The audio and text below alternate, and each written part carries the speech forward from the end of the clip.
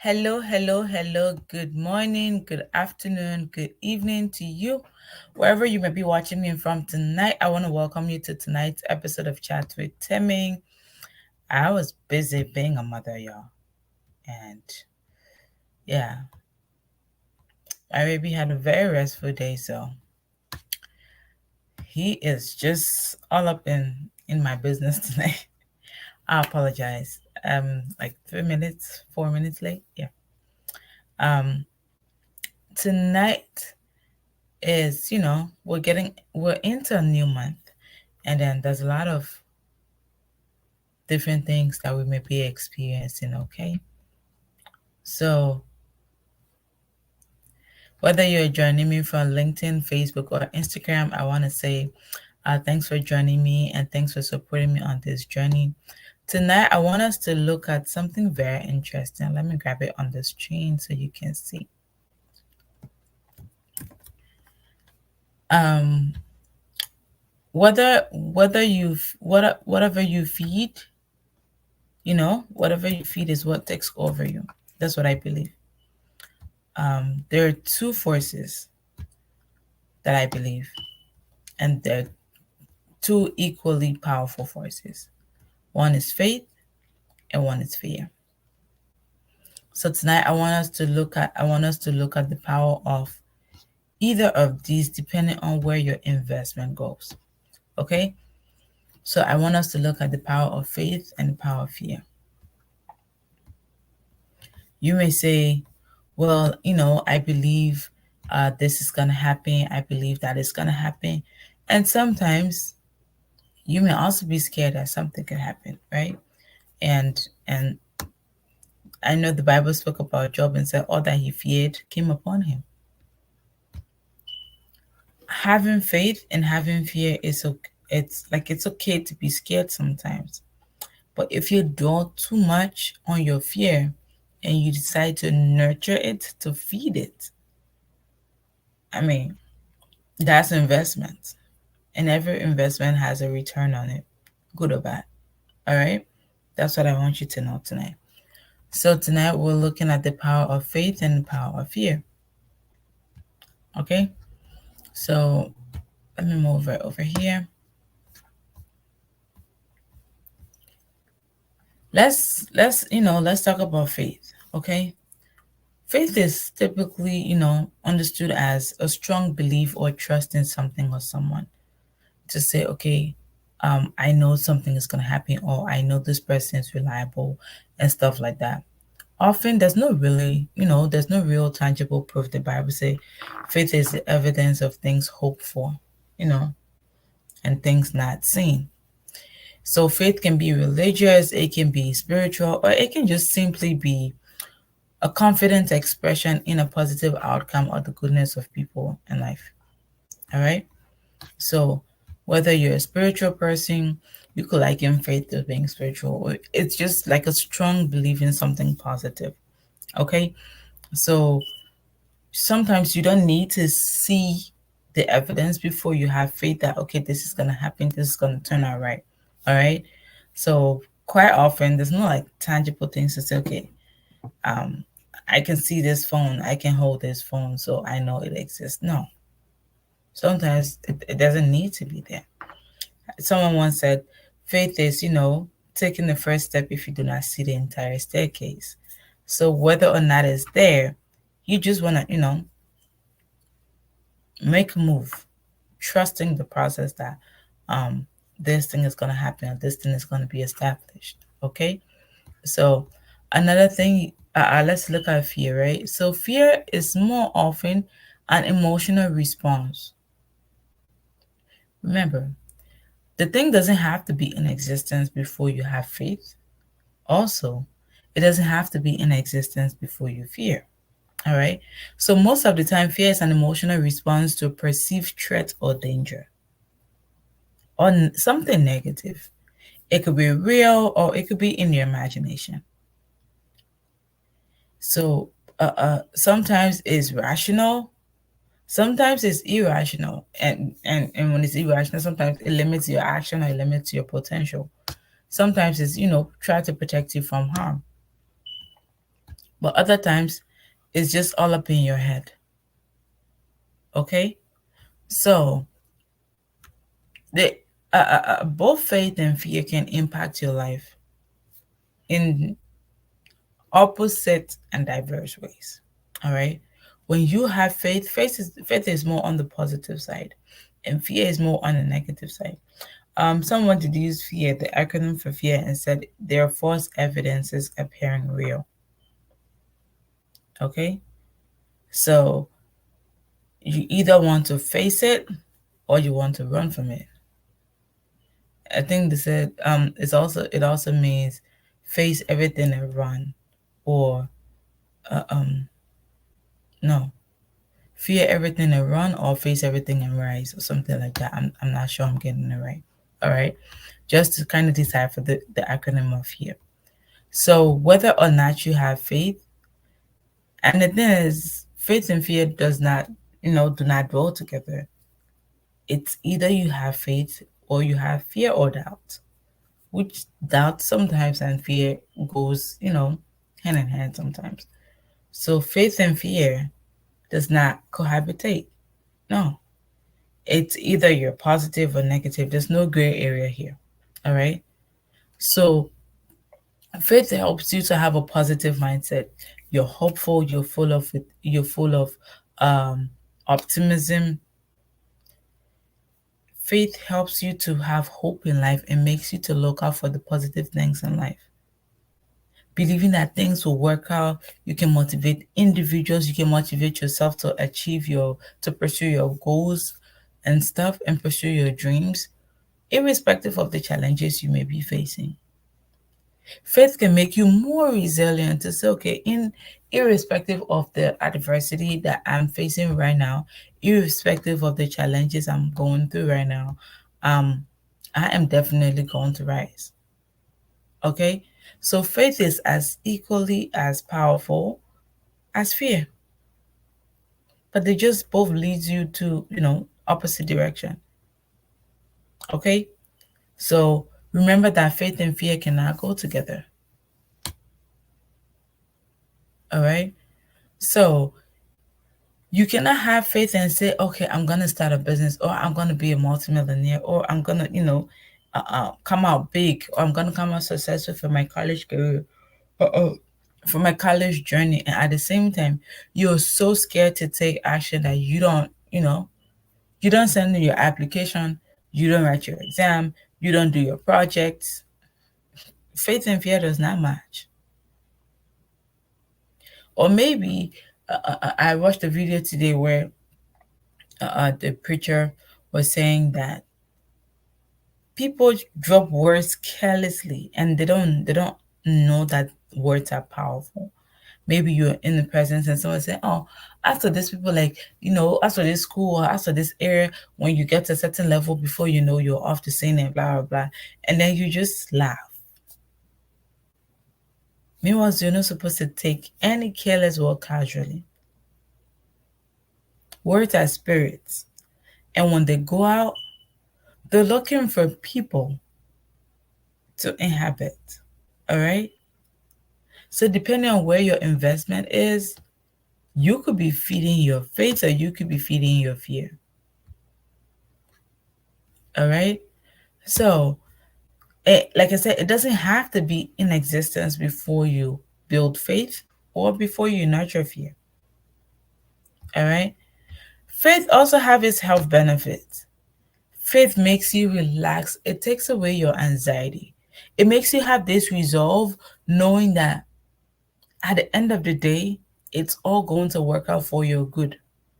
It provides a sense of purpose and meaning. Faith offers you some kind of stability than mental torture.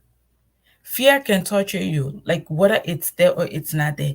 Fear makes you, full of so much anxiety, thinking, okay, how's tomorrow is going to turn out? How is this thing going to turn out? Oh, this person's going to do this. Or, all the people in my family, when they put their hand into business, business does not go anywhere. Or, I'm from this background where people in my family, XYZ happens to them at a certain age. Fear can have negative impact on your mental health, on your physical health, on your emotional health. Also, faith have its own, faith have its own health benefits.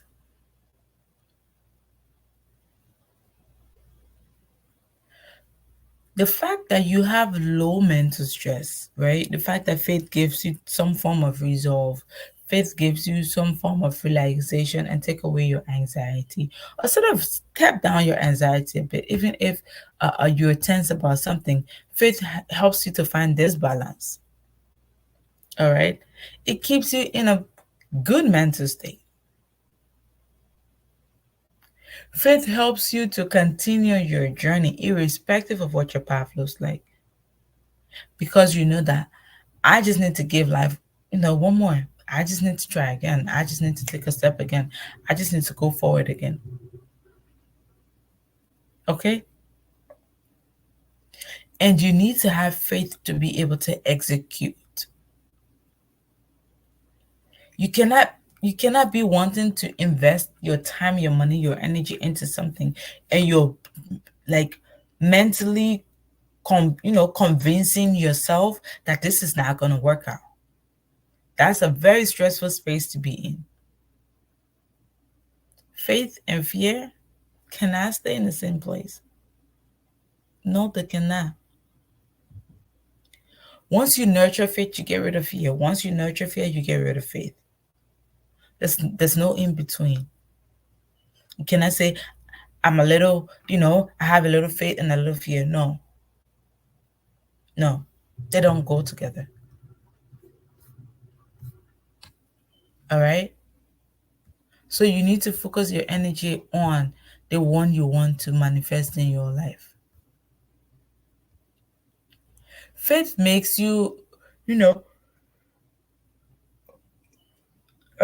faith puts you in a position where it can foster good relationship with other people. If you have so much fear in building relationship, you're gonna slow yourself down. You're really gonna slow yourself down. You're not gonna be able to believe in yourself or even believe in other people. Faith helps you to foster trust and companionship, compassion in building relationships. Okay? Faith helps you, to believe in a support system or support network you have. Faith helps you to build interpersonal relationship that can, help you sail through difficult moments. All right? Faith inspires you to set and achieve higher goals for yourself. Faith helps you to take one step at a time and then helps you to also, you know, be able to take baby steps in achieving your goals. Faith helps you to persevere. Faith encourages you that irrespective of setbacks, you can still go the next mile, that it's still possible. I don't care the timeline, I don't care the deadlines. Faith helps you to believe that it's still possible. Whatever you're believing God for, whatever you're working towards, whatever you invest in your time, your money, your energy in, faith helps you to keep going. But fear holds you back. Fear makes you to worry. Fear suppress your dreams with anxiety. Fear hinders your progress. Fear makes you to see negative things without it even, coming into play. When you have excessive fear, it makes you to overthink. It makes you to over criticize yourself. It makes you to suppress yourself in so many ways. At the end of the day, it makes you not to even believe that you can take action in yourself. And when you nurture your fear, oh, sorry, when you nurture fear so much, you sink into depression. And then you start to have anxiety disorder. Like, the thing is not even there, but you're so afraid. Thank you so much, sis. How are you, Ade? Thanks for joining. The thing is not even there. Fear will make you even to take action will be hard. And then when you finally take action, fear will keep telling you that, oh, maybe for instance, you want to invest in a business. And then fear keeps whining in your ears that the market is oversaturated. Oh, you're not as good. See the other people in the marketplace that's doing exploit. You're not as good as them. Why should somebody, come to you versus the other people?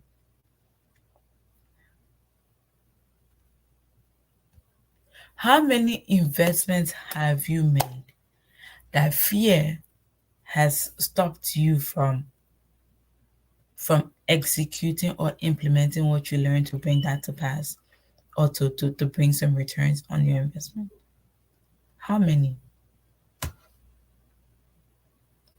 How many investments have fear made you not to pursue? Say, for instance, you want to go to college and then you finally get into college. You've gone through the application process, you accepted, you started your journey. All of a sudden, sorry, all of a sudden you're like, school is not for me. I don't think I can do this. Or tech is not for me. Or medicine is not for me. Healthcare is not for me. Or this is not for me. I might just well go sit in some corner and, just settle for the bare minimum. Fear can make you hinder your own progress because it's right here. Like I said, there's you don't need an evidence. Okay? You don't need an evidence to have fear. Sometimes the thing is not even there. Fear will make you hold back so much that you delay your own progress. Ask yourself, for all the times you feared, for all the times you delayed taking action, what did you miss out? Imagine if you delayed, maybe you delayed yourself for 5 months, for 6 months, for a year, and then you finally took action and things start to take off in the right direction. Do you know if you had taken action 5 months ago, do you know where you would have been by now? It's great you took action, but that's what some of the things fear can do to you. Fear can hinder your progress. Fear cannot stop your success, but fear can make you land a certain space that you're supposed to be in at a lower pace or at a slower rate. Okay? If you have deep depression and anxiety disorder and you have chronic stress because you're over nurturing your fear, guess what? Physically, you get tired. You weaken your immune system due to stress. You start to have headaches. Your vein at the back of your neck starts to pull. You start having migraine for no reason because you're nurturing something that's not even existing. Okay? You're babysitting your fear so much, you're investing so much time in your fear, and you start to babysit your fear. Fear makes you're not able to build meaningful relationship. You rather keep yourself in isolation.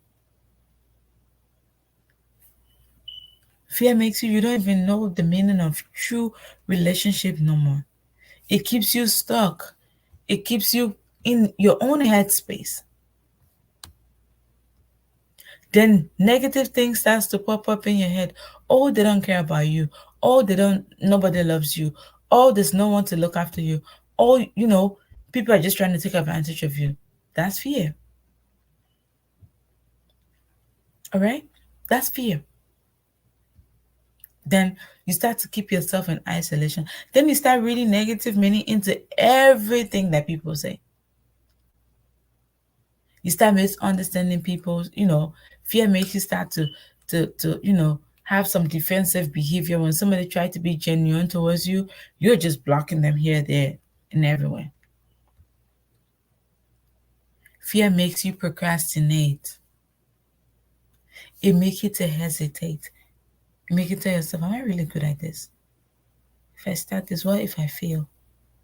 What if things don't turn out that way? What if things turn out that way? Fear makes you don't even tap into opportunities because you're so critical about yourself. You're so critical.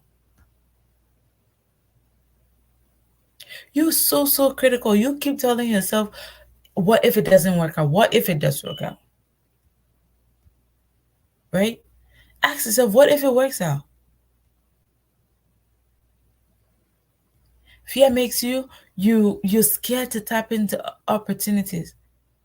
Fear makes you settle for less because you don't want to take risks. Fear makes you unfulfilled. You're not reaching your highest potential because you're too scared to take that leap. You're enduring a toxic environment because you're too scared that when you leave, you may not find anything better.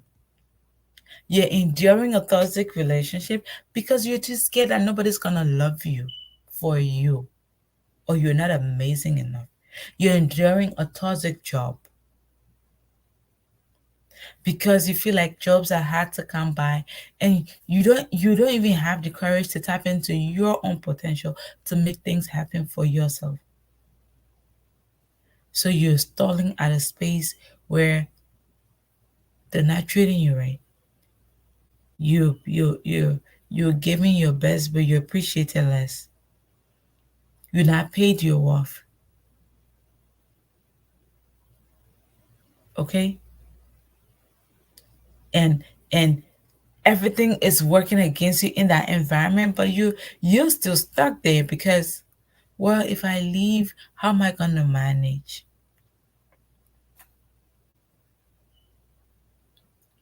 I've seen people endure toxicity simply because they don't have the strength to give life a second chance, to give life the next shot. They don't have the effort to invest anymore. So they're like, let me just settle for this.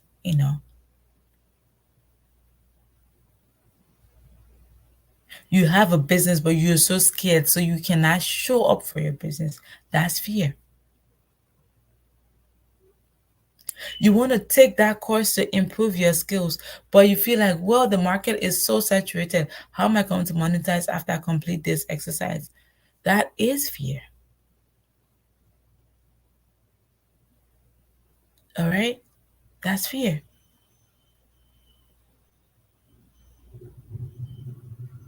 How are you going to do this? How are you going to do that? You start to over process, you start to overthink.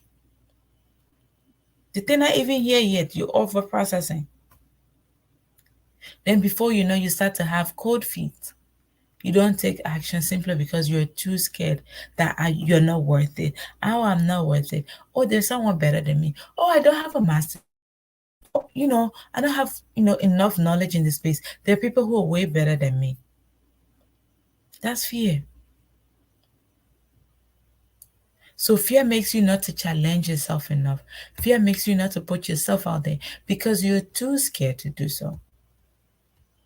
Fear makes you to underachieve because you're not taking the next step. But the thing is, to be able to lead and balance a fulfilling life, it's essential to manage both faith and fear. Like I said, where your investment is, your returns is gonna come. It's great to be scared. It's okay to be scared. It's okay to have some form of fear because it'll enable you to push yourself forward. But if you over nurture that fear, then you're taking south. Okay? So, one thing you can do to be able to balance your fear is to first acknowledge that you have them. Understand what's causing that fear. Is it past traumas? Where did that come from? Oh, I don't believe in love no more. Is it because you were heartbroken? Oh, I don't want to invest in this business no more. Is it because you were not, you did not do enough due diligence along the line? Is it because you were scammed in the past? Why don't you want to do it? Understand that you have a fear for something and try to understand where that fear came from. That's the first step to managing your fear. Acknowledge your fear. Recognize that it's there. After you've acknowledged your fear, you want to be able to cultivate faith. You want to be able to develop a sense of faith and positive affirmation. Tell yourself, I am good at this. I am going to make it. I am going to be successful. When you start to cultivate faith, then you start setting realistic goals for yourself and start surrounding yourself with supportive people and start building the right relationships around you. Also, if you're a spiritual person, you want to connect with people who are going to support you on that journey of faith, who are going to speak positively to you, who's going to speak life into you, who's going to empower you. You want to be able to connect relationships like that. All right? The next thing you want to do, you want to be able to face your fear, like they say. Grab the bull by the horns, baby. Grab the bull by the horns. Expose yourself to your fears in a controlled manner. Or you're an introvert, you're scared to speak in public. When you go for a networking event, don't allow your social battery to run out. Connect with at least just one person, maybe the person next to you. Get acquainted with them. You don't have to walk across the room to go greet someone that you know you're already shaking to make the move. The person next to you, get to know them, ask for their name. The easiest way to do it is to try to learn more about them. So since you are scared and you don't know how to talk so well, or maybe you're scared to put yourself out there, you can take genuine interest in learning about other people. Them talking about themselves can also, sort of help you, go through your thoughts to be able to contribute to the conversation, or sort of help you put your own thoughts into perspective to put yourself out there. All right? You want to be able to take baby steps. By putting yourself out there little by little, it helps you to reduce the power of fear. All right? Go to networking events. Share your work a bit more. If you're afraid of the camera, try audio. If you'd rather not do audio, write your thoughts out and put it out there anyway, no matter how imperfect you think it is. Okay? The next thing you want to do is you want to be able to seek support. If you can get with a therapist, counselors, coach, support groups to address and overcome your fear, invest in that. Invest in that. It will help you to overcome your fear gradually. All right? Seeking support doesn't mean you're not up to it. No. Even the people you admire, they do seek support. Okay? They have people that they lean into when things are not going their way. They have people that they lean into for real. All right? So you want to be able to seek support. You want to be able to do, what keeps you stable, what keeps you balanced. I'm wrapping up shortly. Whether you're joining me from LinkedIn, Facebook, and Instagram, I want to thank you for being on this journey with me. I appreciate you being here. I appreciate you wholeheartedly, and I hope tonight's topic, uh, uh, you know, gives you some sense of direction and helps empower your new week. As you go out this week, remember to nurture your faith and not your fear. It's okay to have fears, but don't nurture it for too long. Too much of everything is a mess.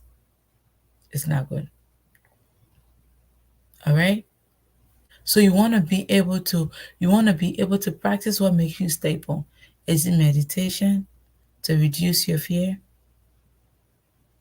What? Is it connecting with friends and family? Is it going to church? Is it having some mean time and talking to God? You want to be able to do some mindfulness practice. Whatever you are comfortable with. to help keep your fear intact, like to keep it down. All right? Remember to nurture your faith and not your fear. Because at the end of the day, where your investment goes, that's where you're going to get your returns. That business you want to start it. That additional hustle you want to get because you need to have some additional stream of income, get on it. That course you want to start, do it. That job you want to apply for, get on with it. That school you want to submit application to, go ahead. Don't let your fear stop you. Okay?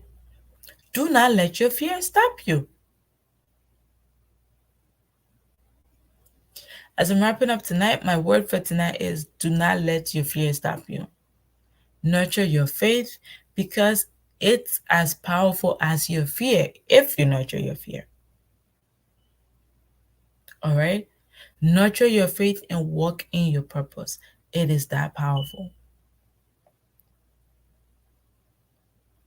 I hope you have a wonderful week. I hope you have a wonderful day. I hope you have a wonderful evening, a wonderful month, a fulfilling one. And I hope everything you work towards in faith